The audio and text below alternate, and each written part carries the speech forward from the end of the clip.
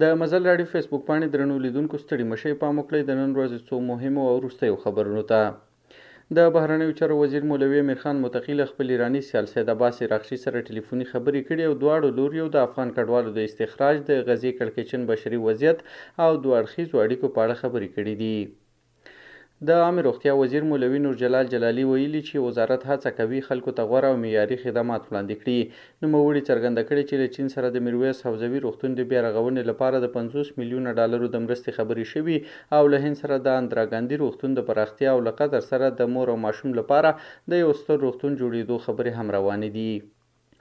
د کلیو د بیا رغونې او پراختیا وزارت وایي چې د پروان ولایت په شینوارو ولسوالیو کې د څه باندې 10 میلیونه افغانیو په ارزښت بېلابېلو پروژو چې پکې کلیوالي سړک، 450 متره په اوږدوالي استنادي دیوال او د 100 متره په اوږدوالي پیاده روونو دیوال جوړولو پروژې شاملې دي، چارې یې پیل او په نږدې راتلونکي کې به پای ته ورسیږي. د ننګرهار ولایت امنیه قومندانۍ وایي امنیتي ځواکونو د جلال آباد ښار لومړۍ امنیتي حوزې په مربوطاتو کې 3 تنه د 24,000 ټابلیټکا ګولیو سره یو ځای نیولي دي. د قومندانۍ د معلوماتو له مخې نیول شوي کسان به د لا زیاتو څېړنو لپاره عدلي او قضایي ارګانونو ته وسپارل شي. د چاپیریال ساتنې ملي ادارې د پالیسۍ او مسلکي مرستیال ډاکټر ملا زین العابدین عابد د اماراتي ادارو د یو کلنو لاسته راوړنو د تشریح په پروګرام کې ویلي چې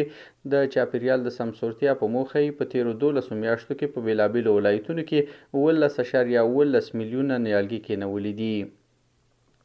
او د اسرایلو پوځ په وینا د غزې په ګڼ مېشتو سیمو کې به نن یکشنبه د سهار له 10 بجو څخه تر شپې ناوخته پورې اوربند پلی شي چې د ملګرو ملتونو مرستندویه کاروانونو ته د خوراکي توکو او درملو د انتقال اسانتیا برابره شي. اسرایلو د خوندي لارو ټاکل هم تایید کړي دي.